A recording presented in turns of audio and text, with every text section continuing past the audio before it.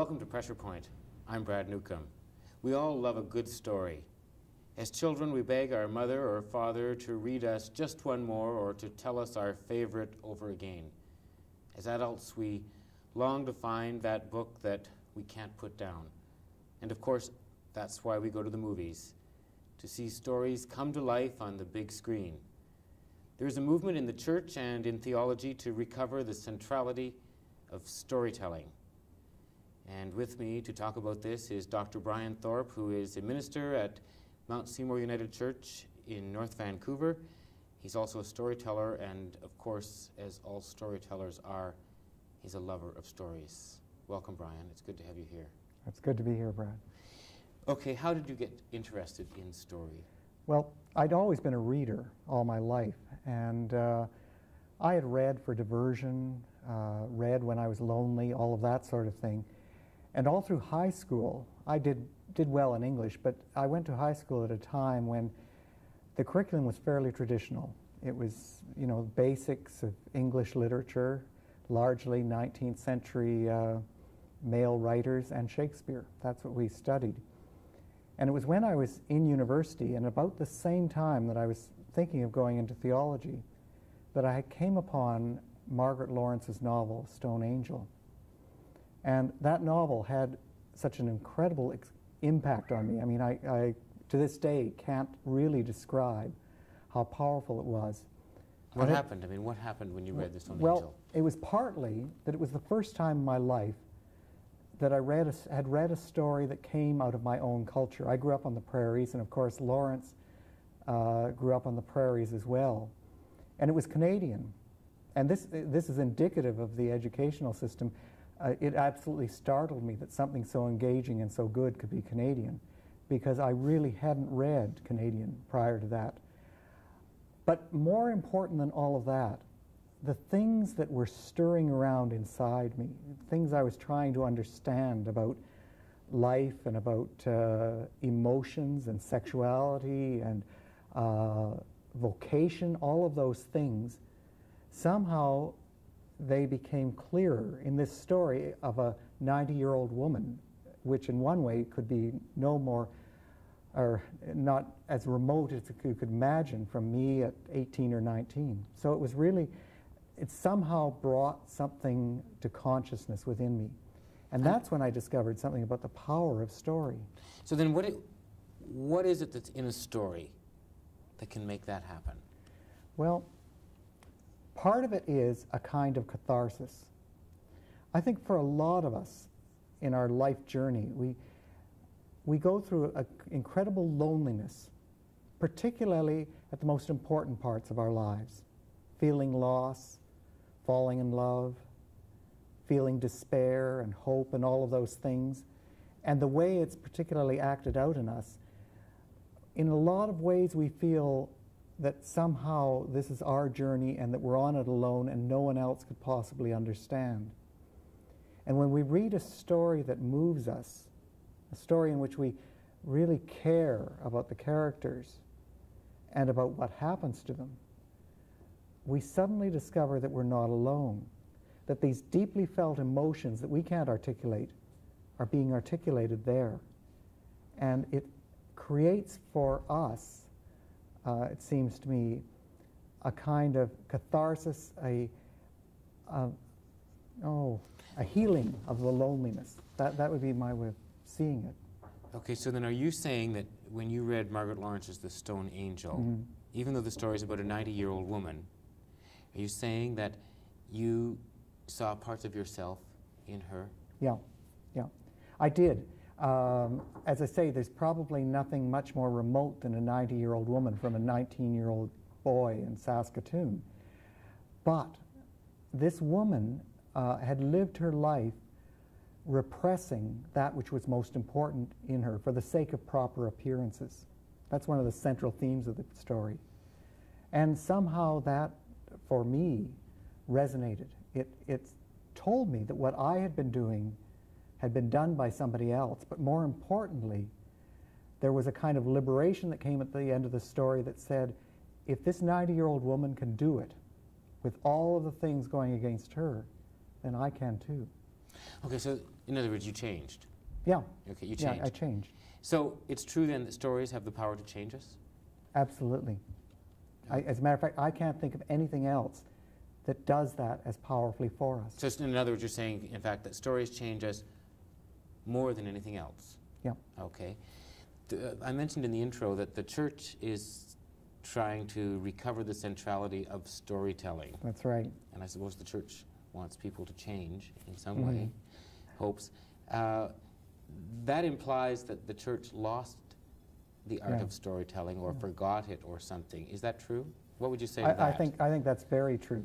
That, as a matter of fact, one of the ironies when I was discovering Margaret Lawrence, at the same time as I was considering going into the church, there were other people in the church who were doing everything in their power to prevent people like me from ever finding Margaret Lawrence. You may be aware that in the 60s and in the 70s, there were movements in a lot of school districts to have her banned from school libraries because her literature was seen as being destructive to the young. And I think the reason it was so destructive was because it had the power to transform life. And in the church, which of course began with stories. Because Jesus told stories. I mean that's how... That's exactly how Jesus communicated, was through stories. And if you recall, the religious authorities at the time felt incredibly threatened by Jesus' stories. They were seen as being seditious. When the church became established, I think that the whole notion of storytelling as being central was seen as being too risky, because stories are so powerful in that they allow people to discover for themselves their own path and their own truth, and to use Joseph Campbell's phrase, their own bliss. And when people are given the freedom to do that, then the church loses some of its authority, its worldly authority, its ability to control, to manage.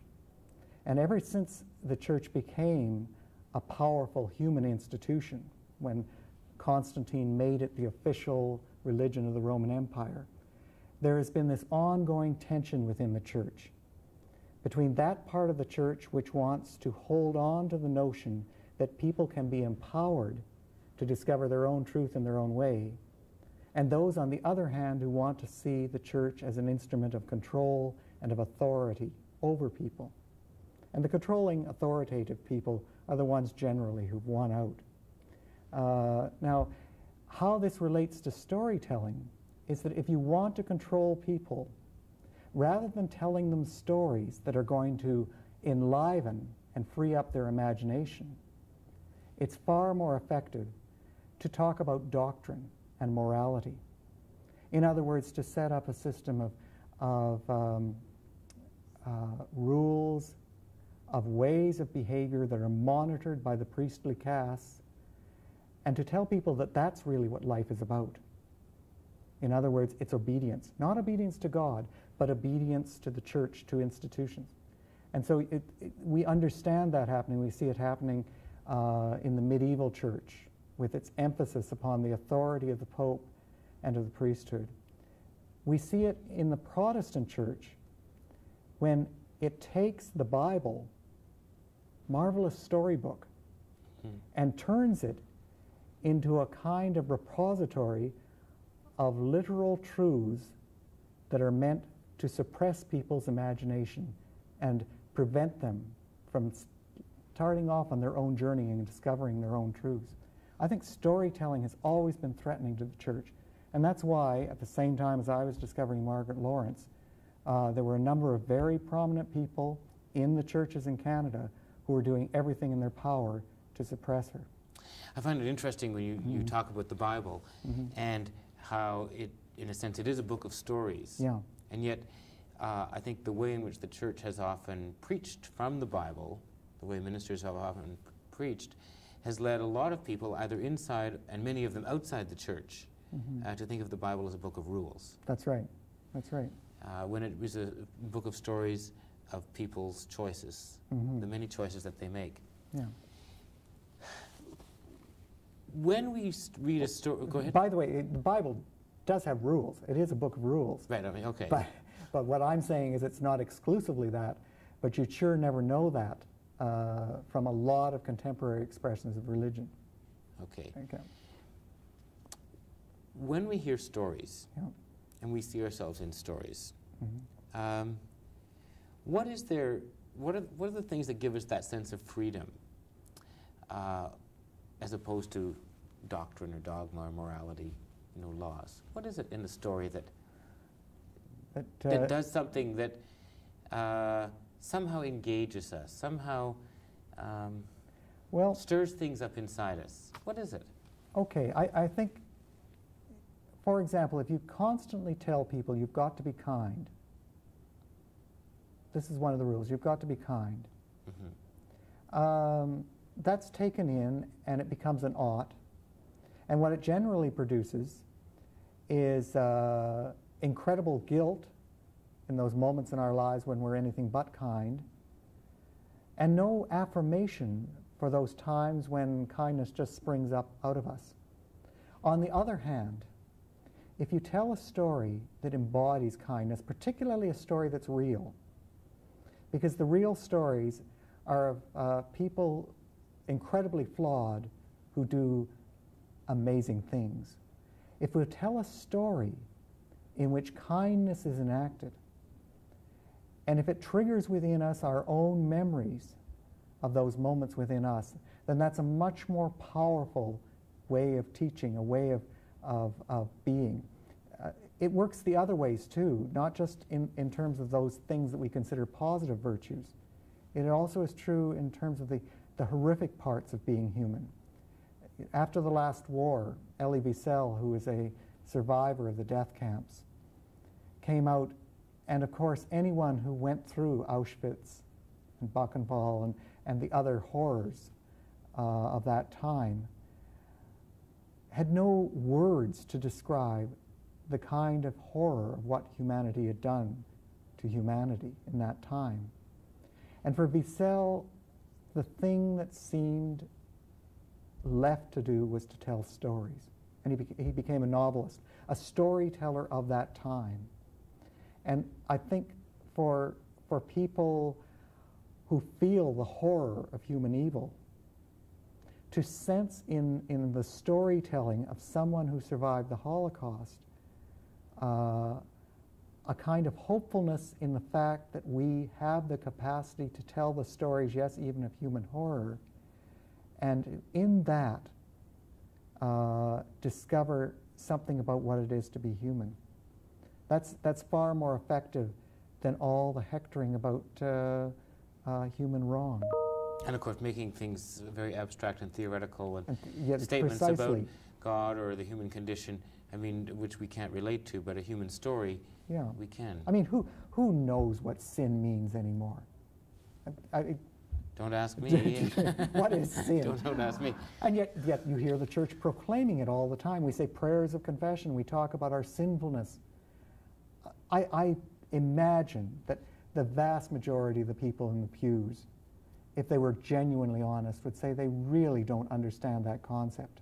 So why? And yet telling the story of human evil and wrestling with that story and integrating it into that people can understand and can live with. And people do remember the stories. I mean, they remember the Bible stories. Yeah. And they also remember, of course, our, as you mentioned earlier, flawed. I mean, we are all flawed. That's right. And we are all contradictions. Mm-hmm. We are capable of kindness, we're capable of unkindness, and so on. Yeah. And that's, by the way, one of the things that the critics of Margaret Lawrence hated about her, were that her characters were incredibly complex. And the only storytelling they liked were the kind of highly romantic Victorian stories that painted family life in such a way that no one would ever be able to relate to it. I remember a friend of mine who said as a family they used to watch Father Knows Best every week on television and wondered why it was they weren't like that family until they discovered no one else was either. No one else says there never was, and there never was a Brady Bunch either. And precisely when the church even attempts to tell stories, so often they're of that quality. The sort very of syrupy and unreal. Syrupy and unreal, yeah. Hard to believe in the United Church. I mean, when I was growing up, one of my Sunday school teachers said she had written a story in the 50s for United Church magazine, and it was a true story, and it took place in Northern Ontario, but they edited out dancing lessons and made them piano lessons because dancing was too risque. That's right, that's right. When Margaret Lawrence was with the Unitarian Church here in she spent time living in Vancouver, and at that point she went to the Unitarian Church here on 49th and Oak, and she did a Christmas pageant for them. And one of the lines in the Christmas pageant was, Mary found out she was going to have a child, and she thought about it, and a girl or a boy, it didn't really matter to her, which is great. I mean, that's so human and so real. That's right. It horrifies people, even to this day, to even contemplate Mary having that kind of maternal, egalitarian thought within her. So what do you hope then to happen in the churches when storytelling becomes more central? What I hope will happen is that, first of all, we'll begin to discover the difference between a religion that has as its central core a story of human struggle, of human loving, of human hating, of human discovery, of meaning and purpose and direction. That kind of church, having that at its central core, as opposed to a church that has at its central core a book that is lifeless, a book that is intended to trample the imagination, to keep people in line. In other words, my hope is that storytelling will free people up to discover their spiritual path, to tell the stories with others, and to resonate back and forth as we mutually begin to discover how our paths relate to one another and how they relate to the stories that we read in Scripture, in all of the storytelling that's gone on since that time. So you're really hoping that people discover a kind of new imagination. A new imagination. Okay. A new way of being. One of the dilemmas we now face as we head into the 21st century, we live in what is often called, some people call it a post-literate culture or an illiterate culture. Yeah. People know how to read, and although there are many who don't, but people choose not to read. Newspapers are declining, magazines are declining, certainly books, the publishing industry is in trouble. If I was to say, the force be with you or follow the yellow brick road, more people would identify with those phrases than they would if I said, you gave the widow's mite. That's right. What is literature dead or dying? Dying, yeah. I think there are a couple things that are important to remember. First of all, it is true that a minority of people in our culture read. As a matter of fact, I read a statistic recently that was around 10% of adults who read on a regular basis. We need to remember that's not the first time in history that's been the case. Certainly in the Middle Ages, the percentage would have been much smaller than that of people who read. So I believe that the literate culture will continue. And the responsibility of those who do read is going to be to stretch the boundaries of their discipline to tell the story in other media. And after all, The Wizard of Oz did start out as a book. But it captured the imagination of a people as a movie. And I have no doubt that in terms of popular culture, it's going to be storytelling through television, through movies, through those kind of media that will be the most powerful. But behind all of that, there'll still be those who write and reflect and read, and hopefully not feeling threatened by these other media, but playing with them and becoming a part of them. I have a good friend who's just published a book on The Wizard of Oz, in which, and it's a very literate book, but he was a fellow graduate student at McGill with me. Paul Nathanson is his name. He believes that the primary myths of our culture now come from movies. But those myths connect very much with ancient stories and ancient myths. There is a kind of collective unconscious at work. To use Star Wars, of course, is an example. Sure. E.T. Sure. All of those, so that when you say the Force be with you, it's not really that different from saying God bless you, God be with you, God go with you. When you say follow the yellow brick road, that's not that different from follow the way. And all of those things, in many ways, those movies, those stories that come through the media are simply translating ancient stories into new forms. And rather, the church is as frightened of media as it is of storytelling in the more conventional literary sense, because it too challenges us and our imaginations to change. And for many, it's much more comfortable to hang on to the old phrases and the old shibboleths and to create a kind of nostalgia around them and to build a wall between us and the world, which may be very comforting for that dwindling number who stay there, but it's pretty useless in terms of any kind of connection with the world or any kind of ministry to the world. Our ministry of the world is through stories and the images that they project. I do have to ask you, because you live in North Vancouver, and I know that you're in the riding of Member of Parliament Chuck Cook, who recently made some fairly disparaging remarks about Canadian reading habits and the Canadian publishing industry. What would you say to Chuck Cook? Well, I have a certain admiration for those publishers who took bookloads of literature over for him to read. I guess, you know, it's often said that we find the partners in life that we deserve. And in a certain sense, I imagine Chuck Cook has found the literature in life that he deserves. I can't even remember the names of the authors that are his favorites, but they tended to be fairly lightweight authors. And what can you say? It does create a kind of sadness in me, because quite apart from Chuck Cook himself, just as in the church, a part of our decline is due to the loss of our ability to tell stories that really mean something to people.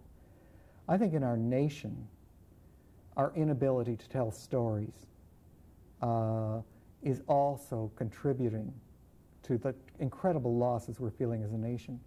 We have our own priestly culture in the politicians who have all sorts of theories and slogans that talk about the way the nation should be built and the way the constitutional crisis should be solved.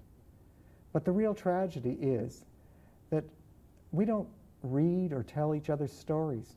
People out here in Western Canada, not only do we rarely read our own literature, our own Western Canadian literature, even more rarely do we read the literature of Quebec. Do we listen to the songs of Quebec? Do we watch the movies of Quebec?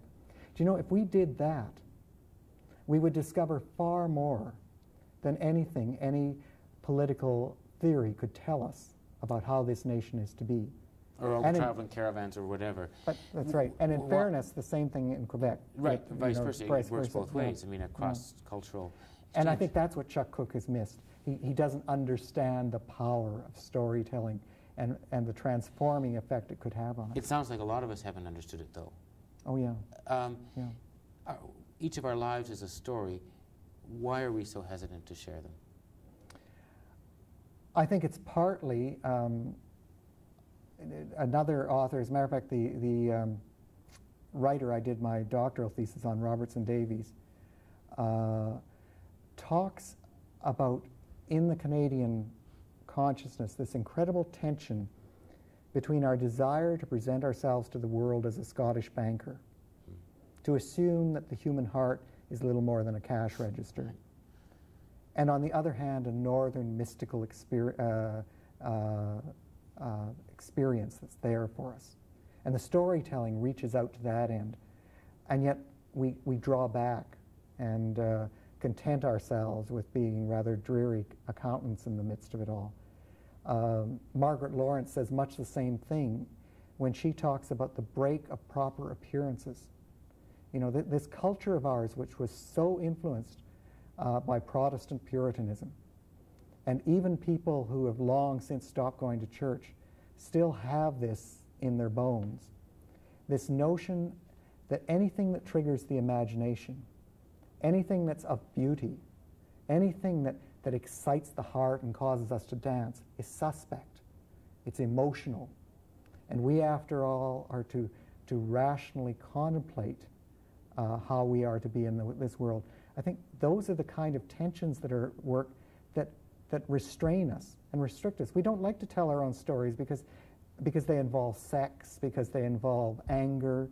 They involve all of those things that in our particular Anglo-Saxon culture are so suspect and for which we're encouraged so often to repress. That's why storytelling becomes very, very dangerous for us. It's interesting, isn't it, that the basis of a good story is always there has to be some kind of conflict. That's right. And yet we continually, the church certainly has always tried to often erase the conflict from either our own stories or telling someone else's. I remember being in a study group once, and at the conclusion of this study group, we said prayers for people. And invariably, for the most part, the prayers were for people who were in hospital or people who had had a death in the family. There was one woman in our group who'd just gone through a very messy divorce. And she finally burst out and she said, you know, I'm discovering in this group that there are only certain respectable things for which we feel grief collectively, or that we can express out loud. And she was absolutely right. Oh, yes. That conflict is not one of those areas that we can comfortably talk about or storytell about. Sounds to me, after talking to you, Brian, that storytelling is such an essential part of our life, and certainly our life in the church. Yeah. I want to thank you for being with me here on Pressure Point. Oh, I've enjoyed it. It's been a pleasure. And thank you for joining us on Pressure Point. I've been talking with Brian Thorpe, storyteller and minister. I'm Brad Newcombe.